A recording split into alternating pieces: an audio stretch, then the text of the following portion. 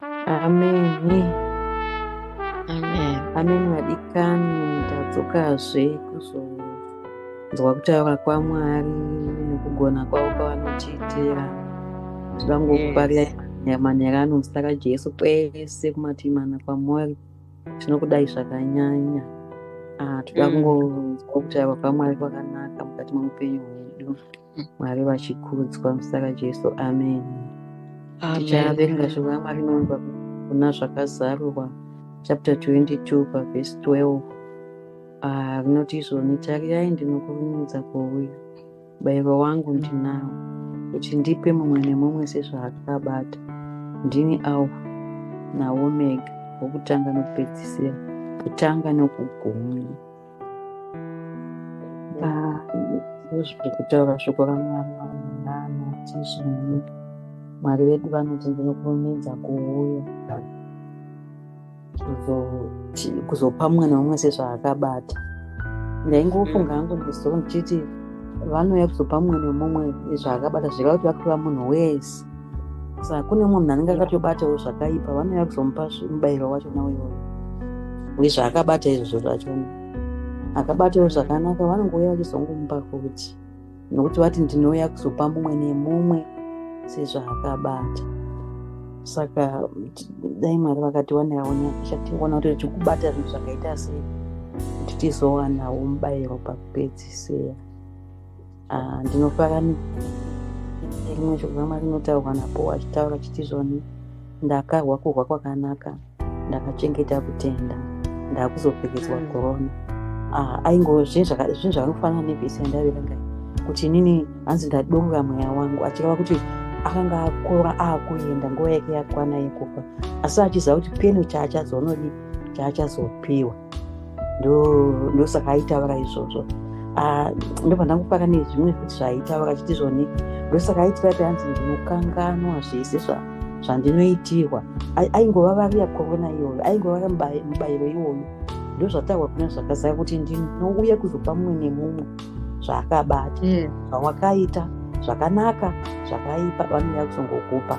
Saka dai Mwari vekudenga vati wanera nyasha, tagonawo kuti tizopuwa zvakanaka.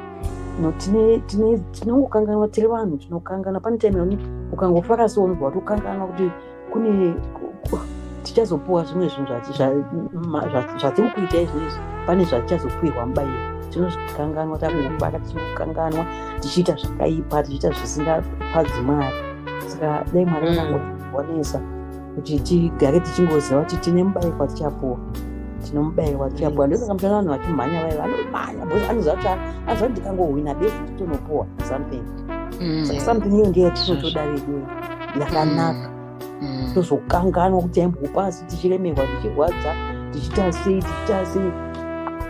Ndaimbofunga rimwe kuti ndosakapuwa aiti zvoni tinokanganwa kuti aitoti akatakusakusaidi kukaiti woti wonzwa kuti obvati ngatokanganwa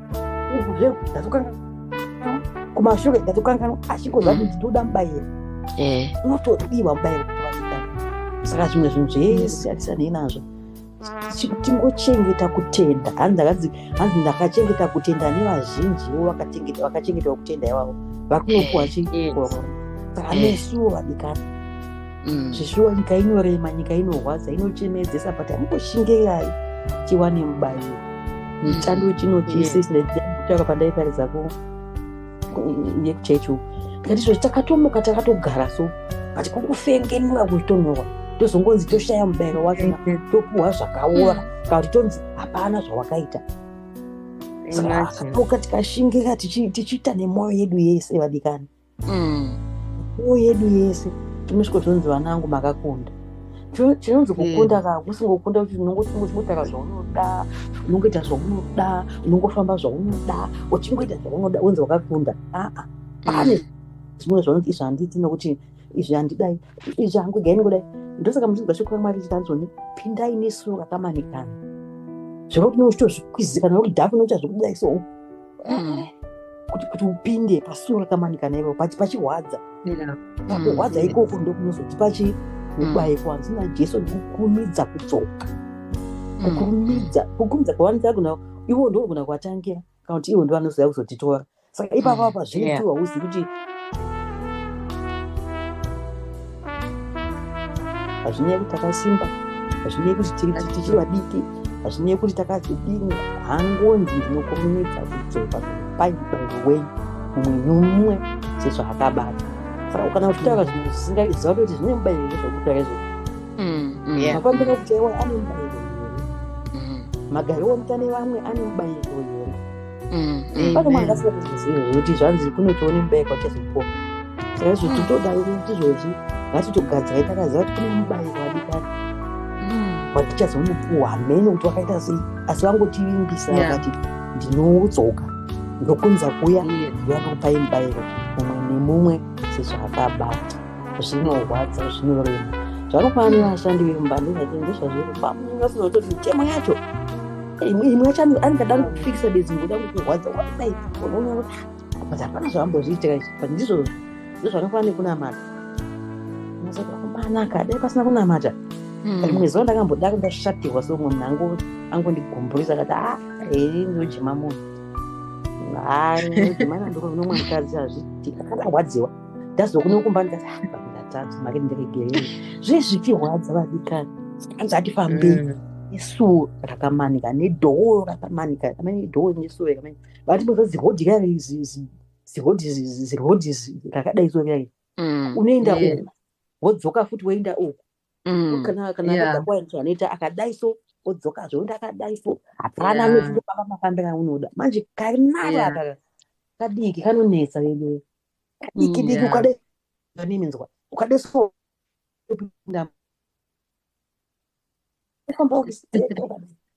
saka zvinorwadza vadikani hamawe, zvinorwadza nokuda kuti tinodawo korona tozonzi makakunda vasikana zvamaita zviya makakunda oi zvinonakidza nekufadza. Ndo mufaro wekupedzisira iwe hakuna mumwe yese tinoiwana but iwoyo kuzonzi chipinda musha wababa wako wakakunda ndo mubairo wakanaka iwoyo. Saka Mwari ngavatigonesa ukaona uda kungojomoka so ngoti Mwari ndibatsire. Kuona kwanzi kuondomoka nevamwe oda kuondomoka zvazve mavhinga anokuti anongotsimukira meno achingoenda kwese kwaanoda kuenda. Saka ngoti Mwari ndibatsire, Mwari ndibatsire. Panodzoka Jesu handizi kutonodzoka rini mangwana chaikuno kudzoka kana ikutana iwo wacho kutomuka mangwana usiku. Saka Mwari kudenga ngavafanire nyasha yedu kungoyeuchidzana kuti tirege kuzovaraiwa, tizive kuti vanodzoka mai manje zotipa mubairo hwavo. Para Jesu. Amen. Yeah. Pamamuchitaura zvekuomerwa paenda mupfungwa mangu ndangofunga Jesu ari muGetsemani kuti fungai kuti chiitiko ichocho chakaprofitwa hundreds of years ago, especially Isaiah. I think vanoverenga vanoti 700 plus years the prophecy yekuya kwaJesu kuti achazouya achazoroverwa. But imagine kuti muGetsemani akaomerwa zvokutoti baba dai zvabvira mukombe uyu wapfuura kuti anga aomerwa asvika pakaoma panguva yakaoma. Ende pane pamwe pavakataura Jesu vachitaura nevadzidzi vachiti hanzi kana zvichidai pamuti munyoro kutaura ivo ko kuzoti muti wakaoma. Saka Mwari vanotoziva kuti pane nzira dzatinofanira kutopfuura nadzo, like pakamanikana pai kuti kana Jesu akapfuura nawo pane shoko rinotaura kuti hanzi takurai muchinjikwa wangu. Moza this morning pandamuka so ndangonzwa kunge my peace yangu iri achibvinza mbijana. I don't know why but I just didn't have the peace. Saka pandazobvira bhaibheri refoni manje pandangosangana nethis inonzi daily devotion here. Saka ndangoerenga neversion iyi yacho this is inonzi message version. Matthew 11 verse 28 yanga ichitanzi, are you tired, worn out, bent out on religion? Come to me, Jesu. Get away with me and you will recover your life. I will show you how to take a real rest. Walk with me and work with me. Watch how I do it. Learn unforced rhythms of grace. I won't lay anything heavy, ill-fitting on you. keep company with me and you learn to live freely and lightly.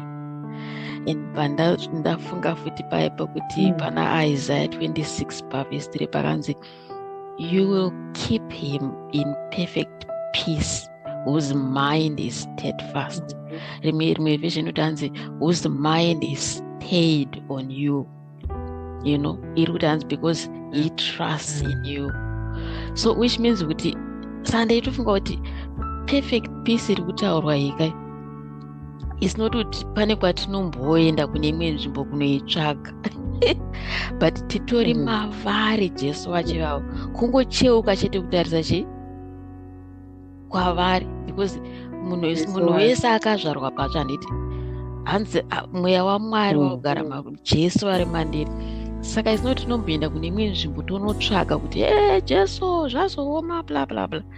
Kungocheuka sezvavataura kuti tarirai kwandiri, uyai mandiri, garai mandiri. Even Acts here verse 17 pa verse 28 inoti maari tinofema, maari tinofamba, tinorarama, tine upenyu. So like we are not far away from him. I think it's just kungodzidzisa, just a prayer I was doing this morning kuti help me ndingo default kwamuri, like kuti kana if anything seems wrong anditi kuti immediately ndikurumize kungocheuka kuti Jesu vari padhuze, like vari mandiri, you know, and then I say what I say to him. Saka life is real vandikani kuti kuoma kunotoriko kwemachokwadi. Pane pamwe paunoomerwa unoshava kuti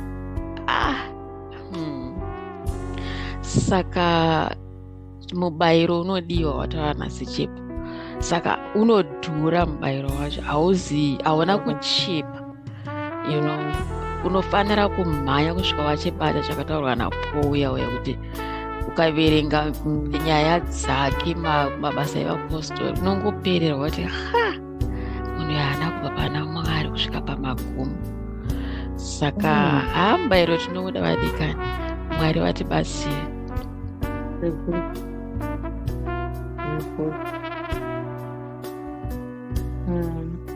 And I just wanted to add on the channel about ipapo, like we are saying kuti tinoda rubatsiro. I think in Psalms panonzi our God is a very present God. Is a very present help, and it is a very present help. I think Nana Psalms 7 40 something. And our God is a very present help. It's not easy kukunda nekugona nekujenga zvakaipa zvachitaura nhasi chipo, but tikanzwisisa kuti our God being a very present help and anotogara matiri. Chakanakira mweya mutsvene anotidzidzisa, you know, because shoko raMwari anoti hanzi ndichakusiyirai mweya mutsvene uchakudzidzisai zvose. Saka kureva kuti anotidzidzisa even kwekufamba, nzira yekufamba nayo yakamanikana iyoyo, but it just gives us the grace and the wisdom and the knowledge and the understanding to be able to walk in that path. But ndokuti une ufamba naye ende uchiramba uchingomuti Mwari ndibatsirei, Mwari ndibatsirei. Pane imwe scripture zvakare, I think na Psalms 146 here inotaura kuti hanzi wakakomborerwa munhu una Mwari wake, Mwari waJacob. And it hanzi happy is he that has the God of Jacob for his help, whose hope is in the Lord his God. Saka ona kuti ukada uzotarisa Mwari waJacob kuti akamuitirei. Jacob akabatsirwa zvakawanda naMwari. He went through so much and God helped him. Akapiwa even zita idzva handiti naMwari. So you find kuti anga atori like a wretched man nekumwe kurarama kwake kwaanga achiita kumashure before he was coming back, achizorwisana that angel, achizopiwa zita idzva. Anga achitorarama muupenyu, but Mwari vanozomubatsira kuti azogona kurarama munzira dzavo dzinovafadza. Saka kuti tigone tigozowana mubayiro hatimbogona pachedu tega. It's not possible. You can't do it. Unochitozvinyepera kuti nekuti ukada kuzvicherechedza unozogona pane paunoti ndakuda kana kumboexercise handiti ndakuda kumboexercise manje ndakuda kutsanya mazuva akati ndakuda kumbotsanya. Ukada kuzviita wega nesimba rako unokundikana. But ukakunda Mwari, shoko raMwari it's not by might nor by power but by his spirit. Atikakumbira Mweya Mutsvene uyu atakasirwa uyu kuti iye ndiatibatsire uye kuti hanzi kuna ava I think pane panotaurwa naJesu pavanoti hanzi kuitira kuti ava vakatendeuka vasadzokere mumashure. So Mweya Mutsvene helps us even with that. Kuti tisadzokere mumashure takatendeuka, because even mumachechi macho munoona mune something chirimo chinokukanganisa chinokutadzisa. I think ukateerera that translation yamaverenga Sidhorini ine payataura something about religion yakuremera here or something like that. But kana wana Mwari hauchateedzera religion, wakuteedzera Mwari, because religion sometimes can be very difficult to follow, ine mitemo yakawanda. But ukatarisa Mwari vanoti uyai kwandiri imimi mose nekuipa kwenyu nekudii kwenyu, and anotibatsira. Sadai Mweya Mutsvene vakaramba vachingotibatsira, and for us to know to always go back to the Lord, because on our own hatimbogoni, ende tikada kuzviita tega mubayiro tinoushaya. And kazhinji kacho zvinoitika zviya especially paunenge uchikura muchiKristu, ukanamata nhasi sirekerai kuwanamata estom nhasi, unobva wanzwa kuti wakava ndofunga zvinhu nezvakaringana you know, and you don't foresee zvimwe zviya mangwana, even kana next month haumbofunga kuti zvikadaro, but you'll be surprised mangwana acho chaiwo watobva kude saka Mwari vatibatsire vadikana. It's not easy wega, ndo tinogara tichingotaura kudaro kazhinji kacho.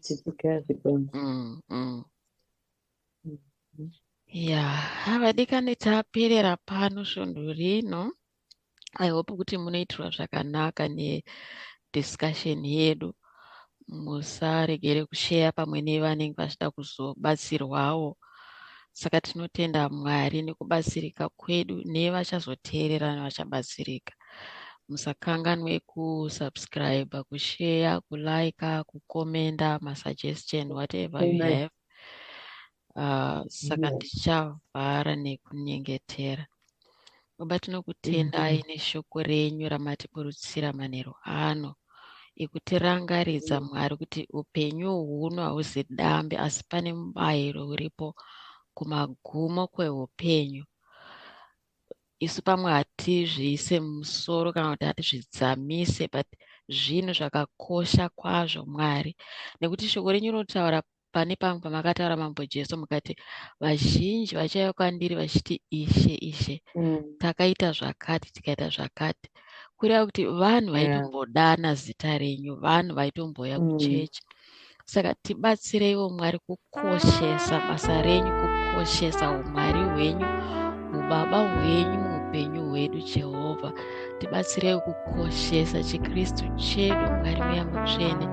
Tibatsireiwo kumira panzvimbo dzimwe nguva patinotatarika, dzimwe nguva patinoomerwa, patinonzwa kuti tadzvanywa Mwari. Rambai muchitibatsira Mwari Mweya Mutsvene. Rambai muchibatsira kunyange ani zvake achateerera podcast inei Mambo Jesu. Tonyengeterera kumutsiridzwa kwaani naani anga aita give up Mwari kana kufamba nemi. Tinotenda kuti munoramba muchiregerera vanhu venyu, muchivadzoreredza panzvimbo, muchivamutsa zvakare. Saka tinonyengetera kuti vese vangavoda kudonha vamutswe pakare, vadzorerwe panzvimbo. Tinokutendai neshoko renyu rinorapa, rinopa upenyu. Mazviita enyu svondo rino Mwari. Tinokutendai kuti munochengeta vese, munotichengetawo futi kusvika tichisangana zvakare, nemuzita raJesu. Amen. Amen.